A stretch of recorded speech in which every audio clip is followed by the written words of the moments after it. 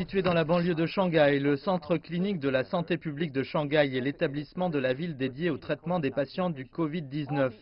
Toutes les personnes infectées dans la ville sont prises en charge ici, dans le complexe de bâtiments qui se trouve juste derrière moi.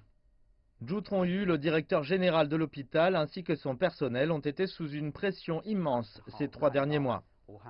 Lorsque nous avons appris la nouvelle du nouveau type de pneumonie à Wuhan le 31 décembre, nous avons immédiatement appelé un exercice impliquant tout le personnel et avons mis en place 7 équipes d'urgence. Ainsi, lorsque le premier patient est arrivé le 20 janvier, nous étions pleinement préparés. La plupart des plus de 500 patients du Covid-19 ici ont guéri et sont sortis. Cet hôpital constitue la première ligne de défense à Shanghai contre les épidémies. Il y aura toujours des épidémies tous les 3 à 5 ans, que ce soit du SARS, du MERS ou du H7N9, sans mentionner le fait qu'il y a bien davantage de virus inconnus. Nous devrions toujours demeurer vigilants. C'est la raison pour laquelle il estime que la Chine devrait améliorer ses capacités de réponse aux urgences en matière de santé publique. En tant que membre de la CCPPC, il fait des propositions depuis 2016. L'une de ses récentes idées est celle-ci.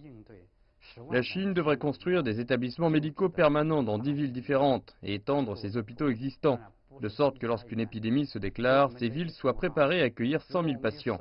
En temps normaux, les capacités de réserve médicale peuvent servir à d'autres usages.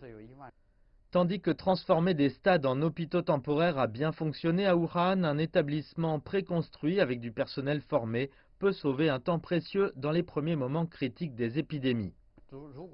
Si une ville dépense plusieurs milliards de yuans à construire un établissement, les effets positifs à long terme de cela peuvent, je pense, largement outrepasser cet investissement. De nombreux experts du domaine médical, tels que Zhu Tongyu, plaident pour l'allocation de davantage de ressources nationales dans le système public chinois de la santé, et ce, pas seulement en période d'épidémie.